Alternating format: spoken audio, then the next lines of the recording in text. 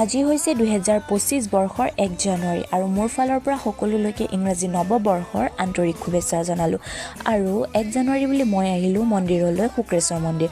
আৰু ইয়াত আহি পোনপ্ৰথমে জ্বলালোঁ চাকি বন্তি আৰু চাকি বন্তি জ্বলোৱাৰ পাছতে নিৰ্মালি ল'বলৈ বুলি ভিতৰলৈ গ'লোঁ। আৰু এয়া চাওকচোন ইমান দীঘল লাইন হ'বই দিয়কচোন, যিহেতু আজি 1 তাৰিখ মন্দিৰত ভিৰ হোৱাটোতো স্বাভাৱিক কথা।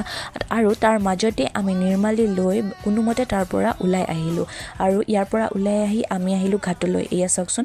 আৰু ঘাটলৈ আহি আমি ইয়াত অলপ পৰ বহিলোঁ আৰু তাৰ পাছতে আমি মন্দিৰৰ পৰা ওলাই আহিলোঁ। আৰু এয়া চাওকচোন লগৰজনীলৈ ৰখি আছিলোঁ, তাই আহি পোৱাত আমি আহিলোঁ লাচিত ঘাটলৈ বুলি, যিহেতু বৰ্তমান লাচিত ঘাটত চলি আছে ব্ৰহ্মপুত্ৰৰ উইণ্টাৰ কাৰ্নিভেল আৰু সেই কাৰ্নিভেল চাম বুলি আমি সকলো আহিলোঁ। আৰু এইটো চাওকচোন ৰাস্তাটো ইমান বেছি ধুনীয়াকৈ যে সজাই থৈছে, ভাল লাগি গৈছে।